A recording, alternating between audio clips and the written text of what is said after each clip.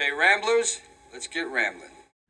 Hey everybody, I am Some Dumb Guy.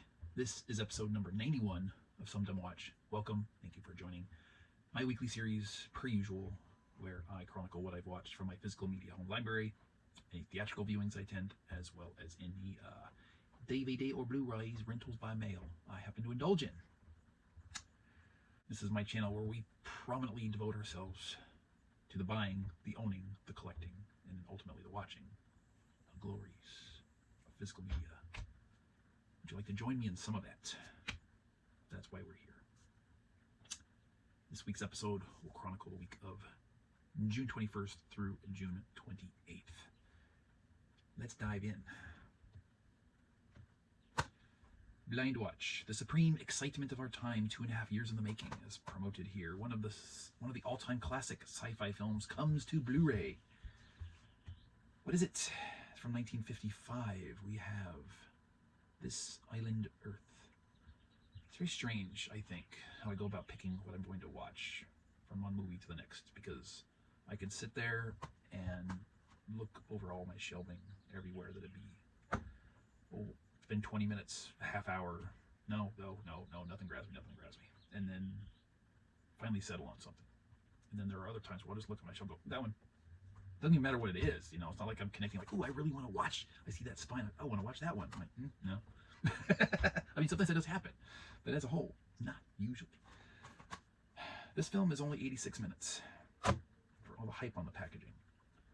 This was a story, a film that felt very much over as it was just beginning. It spends a tremendous amount of time setting up a story, only to then wrap it up in what feels like 10 minutes. It's like extended first act, no second act, and then third act. Boom. And you're like, huh? Like, what to say about this film? A landmark science fiction film, an intelligent interplanetary epic filled with beautifully crafted designs and marvelous special effects. Okay, I'll give you all that. That's okay. But the story,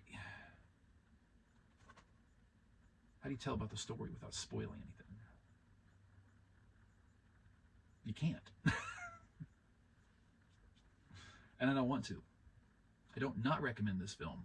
I would just advise tempering expectations with all the hype on the packaging, because there's something missing from it. It's, side note, the second time I've seen a science fiction film of this particular era that features the actor who played the professor on Gilligan's Island before he became the professor. Whatever that's worth. Moving on, another blind watch. Terror hits the road. And just for whatever it's worth, these are 2 Scream Factory entries in a row. Jim Caviezel and Rona Mitra. 2004. This one's only 80 minutes, so 2 very brief films. This one is Highwayman. Now, I will say this film is great conceptually and leaves a lot to be desired in execution.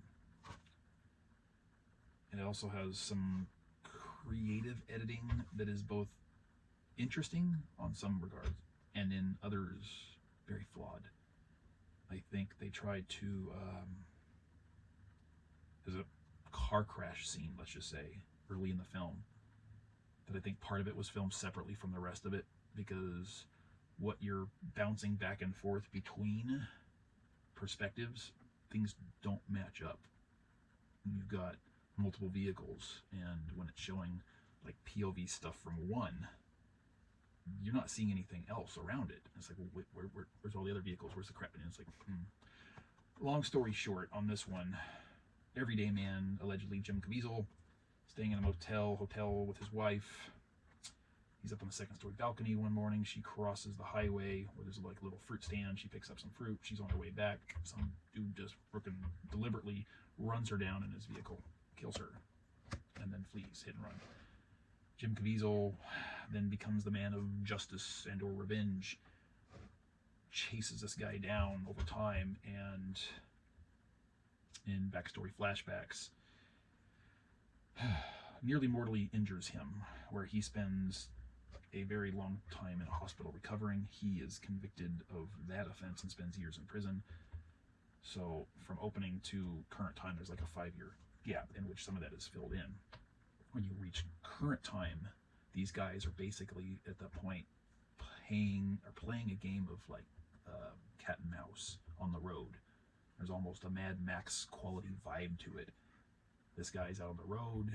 He's a nutcase. He is hunting and killing women with his vehicle at random and taking souvenirs of the events. And Jim Caviezel is the Mad Max guy who's on the road, tracking him, chasing him, hunting him, trying to bring him to justice. And a failed killing attempt of Rona Mitra, who actually no, this isn't Rona. Well, it could be. Yeah, that is. Sorry, of Rona Mitra leads to the killer wanting to rectify his mistake, and of course Jim Caviezel catches up, and they play this like back and forth kind of thing where one's trying to kill her, the other's trying to use her as essentially bait to catch him. There's a cop that gets involved with split loyalties, torn priorities, leading to conflict at the end. And again, conceptually, could be a really great story. This is like one of those movies where you're like, can somebody remake this? Because there's a really good story in here that just this one wasn't executed as well as it could be, and I'd kind of like to see that because it's a tease. It's not incredibly bad, maybe not even bad in itself, but there are certain important elements that I don't want to share that detract from what this film could be and its enjoyability.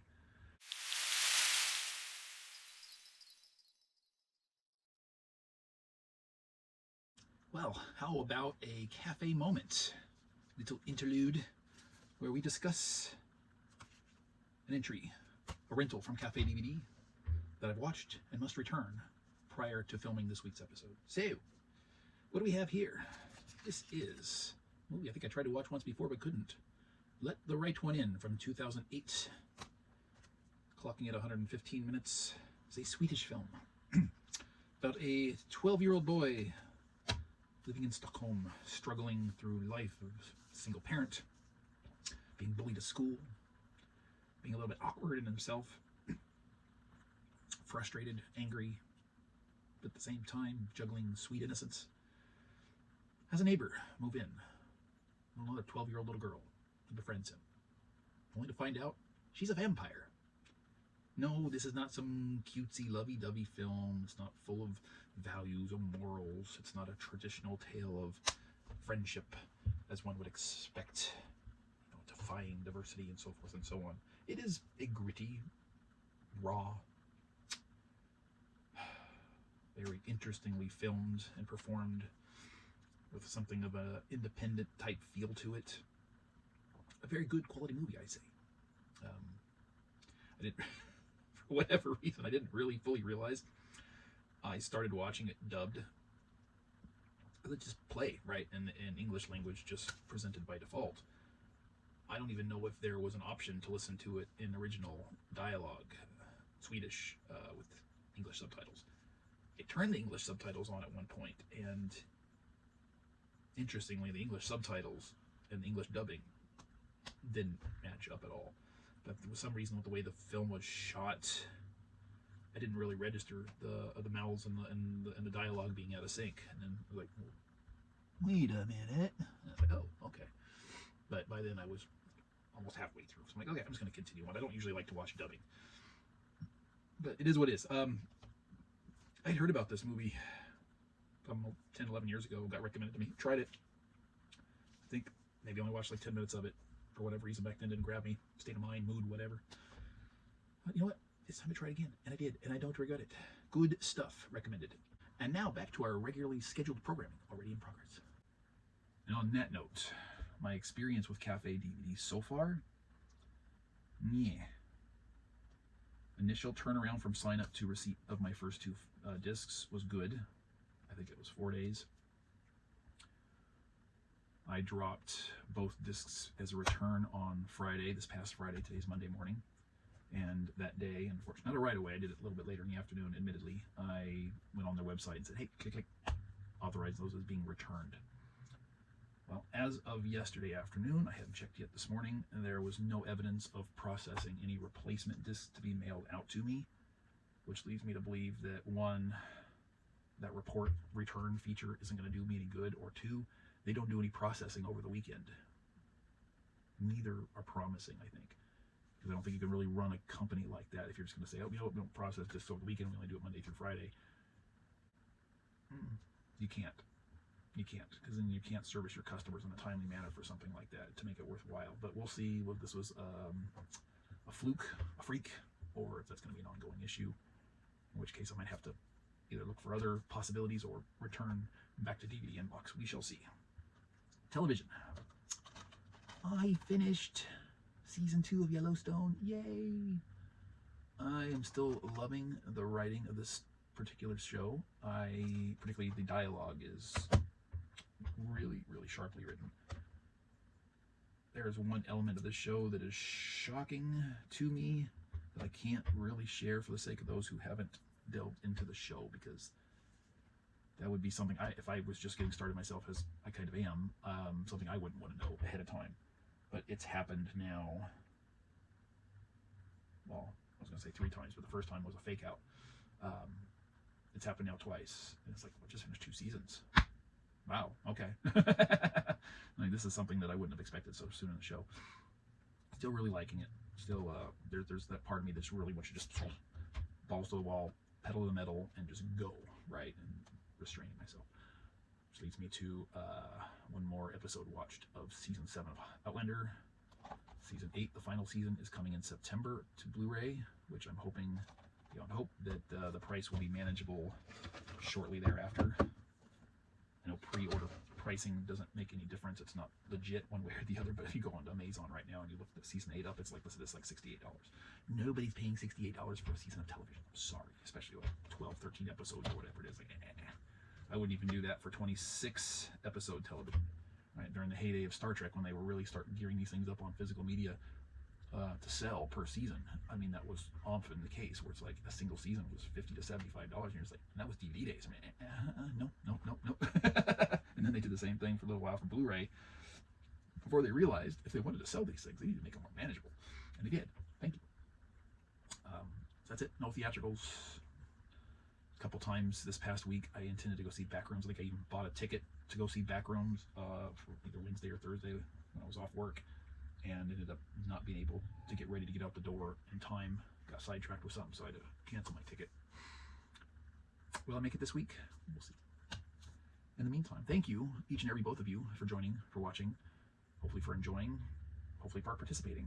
The word box is here to use at your disposal. What did you think of my weekly watches? What did you yourselves watch from your own library? Did you make it to the theater? Did you see anything good, bad, ugly, or otherwise? I know there's a lot of stuff in the theater right now.